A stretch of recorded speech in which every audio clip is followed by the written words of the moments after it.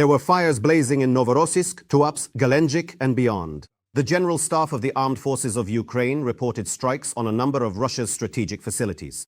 We'll soon tell you what makes this attack unique. Ukraine has agreed to the US peace plan, but there are some minor details. How will the negotiations between the US and Russia in Abu Dhabi end? Turkey is with us. President Erdogan declares that Crimea is Ukraine and that his country has become a logistics and energy hub for Ukraine and its partners, bypassing Russia. And the Mosfilm film studio is sponsoring Russia's war against Ukraine, purchasing drones, and has also handed over tanks to the occupiers. We will prove that Russian filmmakers have become direct accomplices in the war crimes committed by Putin's soldiers. Now, let's go over everything in detail, and in the meantime, don't forget to like this episode. The negotiations between U.S. Army Minister Dan Driscoll and the Russian delegation in Abu Dhabi are going well. This was stated by the press secretary of the U.S. Army Minister, Jeff Tolbert. Tolbert emphasized that the negotiations began on the evening of November 24th and are still ongoing. The main goal is to achieve a lasting peace in Ukraine. Western media, citing sources, report that during the meeting, Driscoll is presenting Russia with an updated peace plan, which was agreed upon during the meeting between the American and Ukrainian delegations in Geneva. Both Ukrainian and Russian representatives are participating in the peace talks to end the war in Ukraine. This has already been reported by White House Press Secretary Caroline Leavitt on X. According to her, over the past week, the United States has made significant progress toward reaching a peace agreement involving both Ukraine and Russia in the negotiations.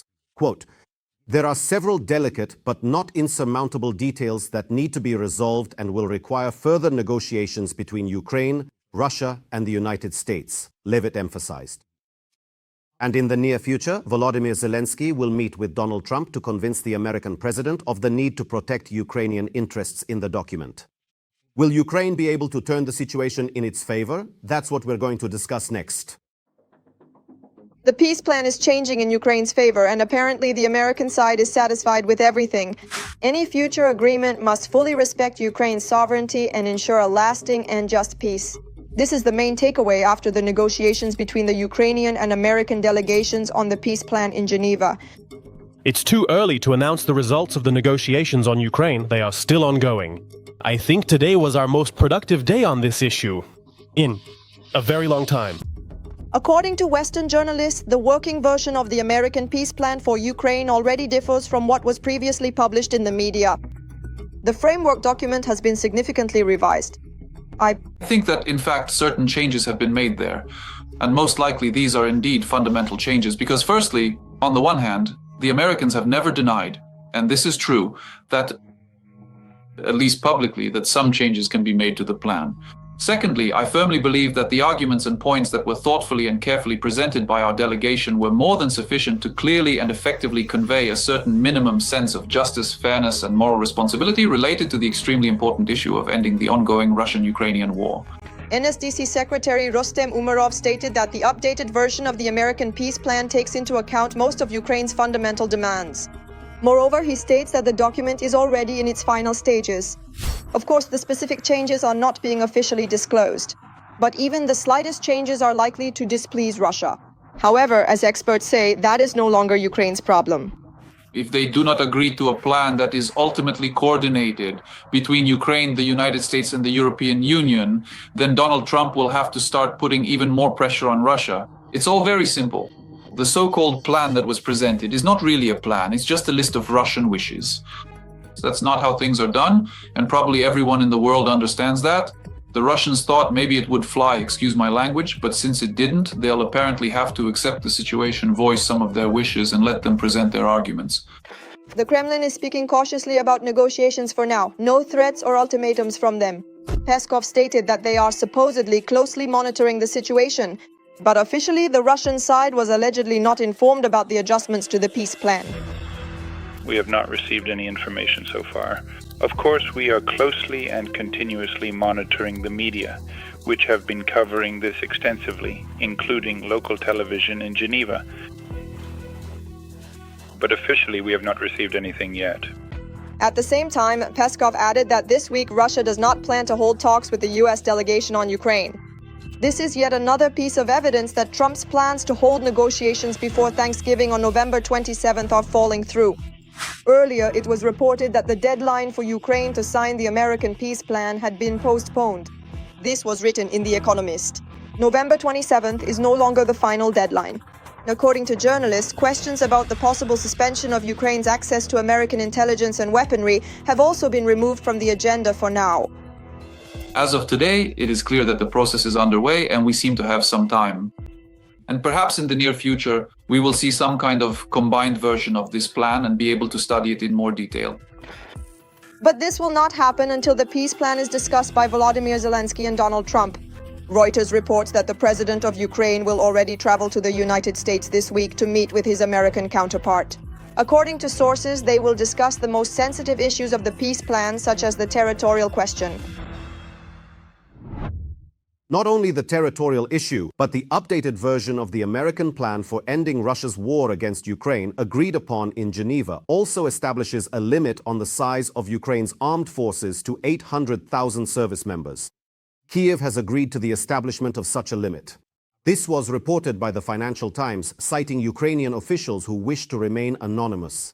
The article notes that the latest version of the plan to end the war is less advantageous for Russia, because the complex issues are being referred for personal consideration by US President Donald Trump and Ukrainian President Volodymyr Zelensky.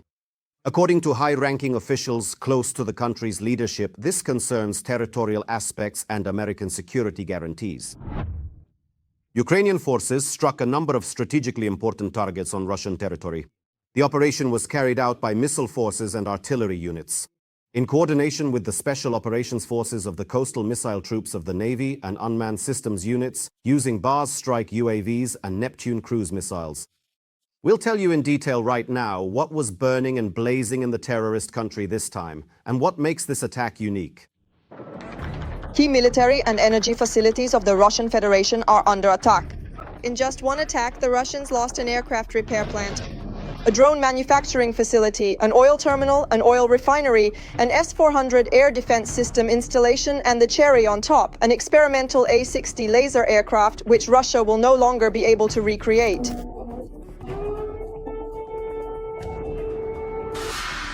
Residents of Taganrog witnessed this blaze. It was extremely hot there on Monday night, especially in the area of the Beriev aircraft repair plant. The enterprise specializes in the development, serial production, modernization, and repair of amphibious aircraft and special-purpose aviation complexes, in particular the A-50 long-range airborne early warning and control aircraft. The aircraft plant also carries out major overhauls of Russian aviation aircraft and upgrades strategic Tu-95 MSM missile-carrying bombers. Next to the enterprise is the main test base of the plant, the Taganrog Yuzhny military airfield. Rare examples of Russian aviation equipment are stored at this location. Yes, an airplane.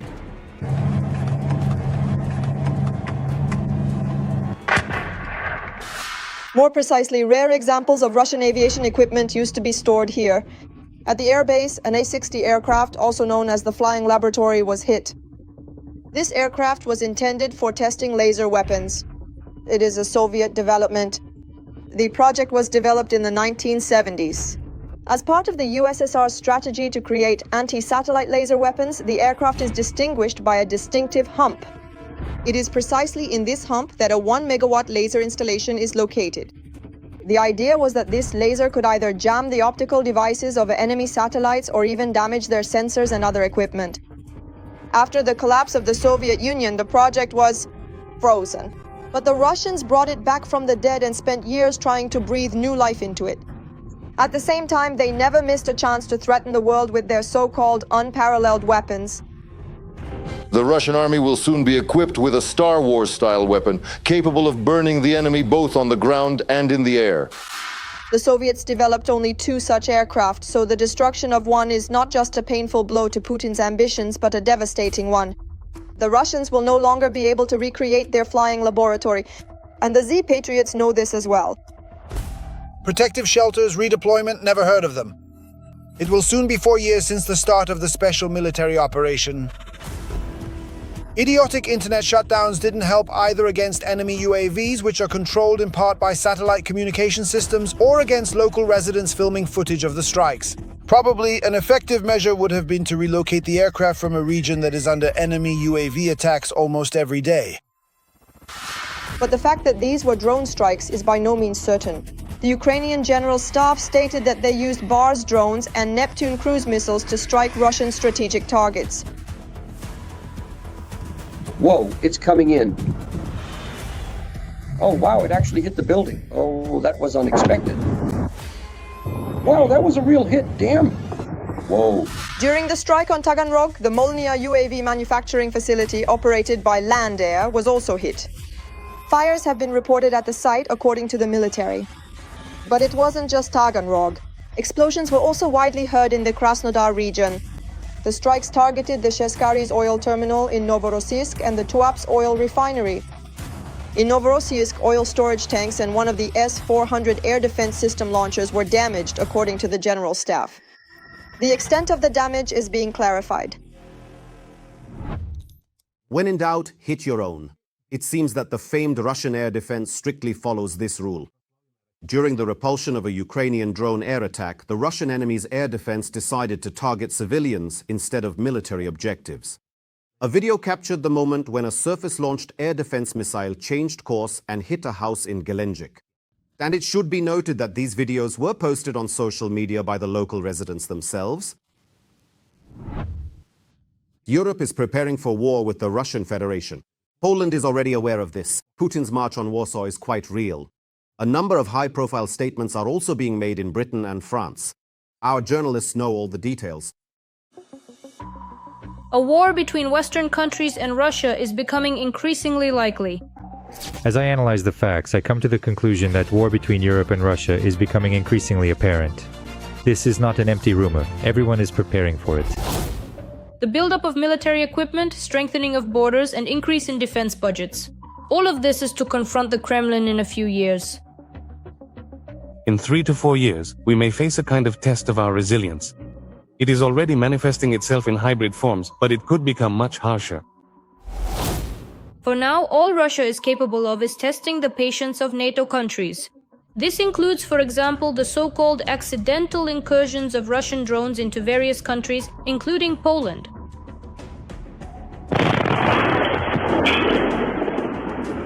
After the recent sabotage of the railway, the Polish authorities announced the launch of a new operation called Horizon to protect critical infrastructure from sabotage. Most likely this only concerns the territories bordering Ukraine and Belarus. Most likely. So not more than that, but again, 10,000 people. What does that really mean? Well, that's not much. It's a very small number. Our entire border service is about 40,000 people. As part of the operation, Poland plans to use not only manpower but also military equipment, mobile security systems and reconnaissance complexes. These crossings, additional personnel to guard infrastructure facilities, training in first aid and tactical medicine, all of this is relevant. This really should have been done about 2 years ago. Only now are they getting around to it? It's good that it's happening now at least. This is the country in the entire alliance that spends the most money on purchasing all kinds of weaponry. In other words, they have really made a huge leap in recent years in purchasing all kinds of weaponry, American, European, even South Korean. Warsaw has also launched a program to train citizens in basic safety skills, from first aid to actions in emergency situations. The Baltic countries have long been living in this mode. They've been studying tactical medicine and drones for quite some time. Apparently, things aren't going well for them. But again, this is a typical story that should be the case for all countries that understand and feel that sooner or later the Russian Federation will come to them. As for Britain and France, they've already decided exactly which units will be sent to Ukraine. But what is clear is that this will happen after a peace agreement. Their numbers will be minimal. That is, we're probably talking about 10 to 15,000 people from each country. But again, that's a very small number. Very small. They won't be able to do anything. We have an active front line shared with the Russian Federation. 1,250 kilometers. 1,250 for a peacekeeping mission. That number is definitely not enough. Nevertheless, any military preparations by the West are not exactly to the Kremlin's liking. They are forcing themselves to further increase their military budgets. Some countries like Poland have already brought theirs up to almost 5%. Other countries are following this path, even though it is destroying their economies.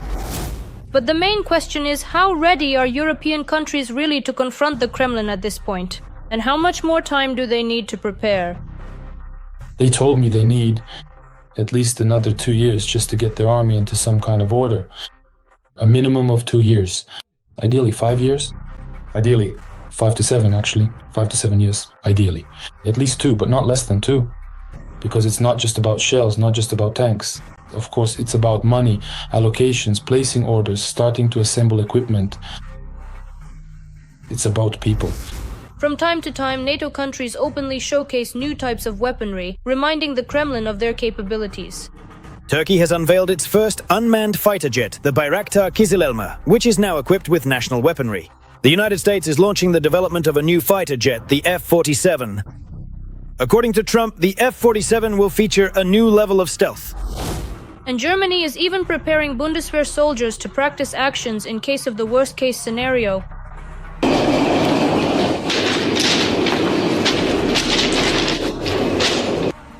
Europe is gradually ramping up its preparations and strengthening its defenses. This situation is clearly not in the Kremlin's favor, because at any moment Russia could face an unexpected pushback.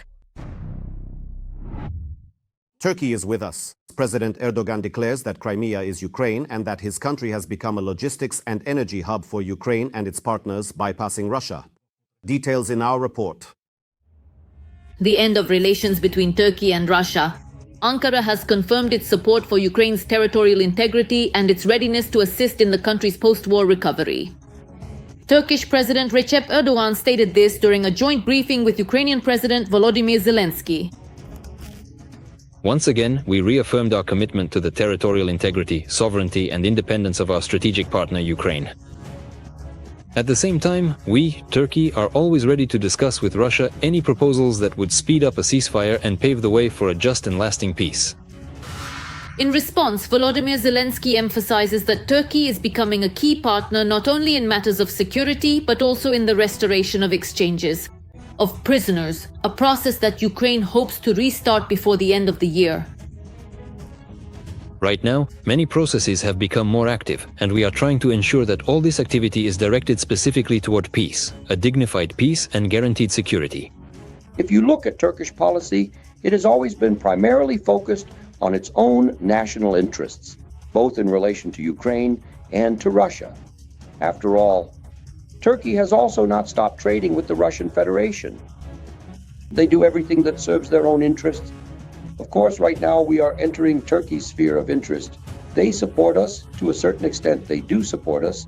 Turkey's policy very clearly reflects this entire 1,000-year-old Eastern approach, very well thought out, very competent, where above all, in any case, their own interests come first, and above all, their economic interests.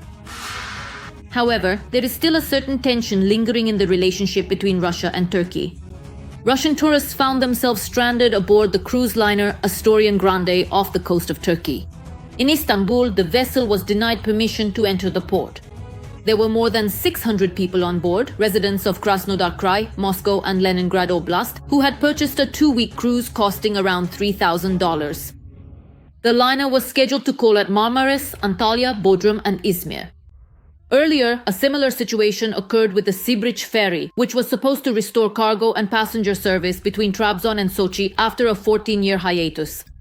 Upon arriving in Sochi, the vessel was unable to dock and return to Turkey. Russian authorities explained the refusal by citing the alleged technical unpreparedness of the ports and the inability to ensure the safe reception of vessels. Russian media are already calling this Turkey's response to the actions of the Russian authorities. They say that restricting transportation links is becoming a tool of pressure, an indicator of Turkey shifting towards supporting Ukraine and limiting Russia's capabilities in the Black Sea. Turkey is also an important logistics hub for Russia. After all, we must not forget that both oil pipelines and gas pipelines pass through the territory of Turkey. They primarily supply gas and oil from Russia. Because the Turkish side is a hub not only for Ukraine, but also the most strategically important and indeed the only hub for Russia in the current situation. Meanwhile, Erdogan held a phone conversation with the Russian dictator. According to the Kremlin, the parties discussed bilateral relations, the war between Russia and Ukraine, as well as regional and global issues. Putin allegedly confirmed Russia's interest in resolving the conflict through political and diplomatic means. There was an exchange of views on the situation around Ukraine, including in the context of American proposals for a peaceful settlement. Vladimir Putin noted that these proposals, in the form in which we have reviewed them, are in line with the discussions at the Russian-American summit in Alaska and, in principle, could serve as a basis for a final peaceful settlement, according to the Kremlin. President Erdogan, for his part, stated that Turkey is ready to continue its efforts to achieve a just and lasting peace and to participate in any diplomatic initiatives that will help facilitate direct dialogue between the parties. Turkey is ready as before to contribute to all diplomatic initiatives and plans that will promote direct contacts between the parties and pave the way for lasting peace in our region, the Communications Directorate of the Republic of Turkey reported. Although Ankara seeks to maintain its role as a mediator in Russian-Ukrainian relations, its recent actions demonstrate an increasingly clear orientation toward international law and support for Ukrainian sovereignty. The Mosfilm film studio is sponsoring Russia's war against Ukraine, purchasing drones, and has also supplied tanks to the occupiers. And this is happening at a time when the West has once again started flirting with representatives of the culture of the aggressor country, opening doors for them at festivals and awarding them prizes. Even though in 2022, Russians became persona non grata in the world of culture. We will prove that Russian filmmakers have become direct accomplices in the war crimes committed by Putin's soldiers. And while you're watching this segment, please don't forget to like this episode and subscribe to the Ukraine Today YouTube channel. A staunch Putin supporter and frequent guest on Russian propaganda TV shows, director Karen Shakhnazarov. At first, he actively defends the Kremlin's position regarding the so-called special military operation. Ukraine essentially is just a transitional frame in that big, gigantic picture, so to speak, in which it plays absolutely no role at all. But it turns out that the head of Mosfilm not only supports the Russian army with words, but also with actions. Back last year, Shakhnazarov admitted to Putin in the Kremlin that he was helping the occupying forces. We provided charitable assistance totaling 8 million this year, including 6 million specifically for the needs of the special military operation. By the way, in 2023 we handed over 28 T-55 tanks and 8 tanks to the armed forces. PT-76s, 6 BMPs and 8 tractors, which we had stored at our military technical base. I found out there was a need, got in touch with the Ministry of Defense, and they took these vehicles. Karen Shakhnazarov, head of Mosfilm. Before the start of the full-scale invasion, purchases related to the military sector of the Russian Federation were effectively classified. And already in the fall of 2022, the Russian government, by special decree, allowed the regions as a special economic measure to purchase dual-use goods for mobilized troops using funds from local budgets and state institutions. Drones, night vision devices, binoculars, and scopes. From that moment, Mosfilm began collecting humanitarian aid for Russian soldiers. Food, medicine. But in reality, the film studio headed by propagandist Shakhnazarov has effectively become a front for purchasing Chinese drones and electronic warfare systems for the Russian military under the guise of humanitarian aid. According to the database, the Contour Focus system starting from June 2024 through October 2025. The state unitary enterprise film concern Mosfilm purchased Mavic T3 drones and various electronic warfare systems from different suppliers for a total of almost 6 million rubles. One might assume that the studio is buying drones for filming, but the drone specifications don't match up with that purpose. We're not talking about the basic model, but the most expensive T3 version with a thermal imager. These drones cost from $5,000 to $7,000 each and are actively used by both Russian and Ukrainian military forces at the front, which has created a demand for cloaking solutions that sometimes allow soldiers to be less visible to enemy UAVs at night. At a meeting with Putin, Shakhnazarov said that the Mosfilm film studio had provided charitable assistance for the needs of its own in the amount of 6 million rubles. In addition to drones, the film studio purchased Bulat and Asel drone detectors, Romashka UAV jammers, as well as the Capuchon electronic warfare station. But Shakhnazarov is driven not only by patriotism and love for Russia. The war in Ukraine is an excellent opportunity to make money. Chekhnazar, all his political nonsense that he's been spouting for many years on Russian television is just an attempt to drown his own shady, dark, corrupt and criminal dealings in this flood of pseudo-patriotic blather. And that's why he's more, by the way, the more someone is involved, the harder they try to present themselves as a super patriot, because nobody really cares about these super patriots. No one is going to put Shakhnazarov up against the wall or check the financial records of this Mosfilm, because Shakhnazarov will immediately start yelling that it's some Banderites taking revenge on him for his super patriotic activities. At the end of August in Stavropol, a court sent 6 people to a penal colony after finding them guilty of fraud involving the procurement of humanitarian aid for the military through state institutions in the region. Perhaps such a fate will befall Shakhnazarov sooner or later as well.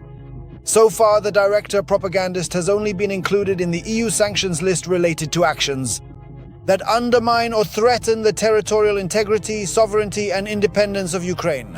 The AS film studio itself has so far managed to avoid Western sanctions, but after this investigation it's only a matter of time. Every voice matters. Join our community, support independent journalism and help us bring you the truth from Ukraine. Become a member of Ukraine Today. Join us now.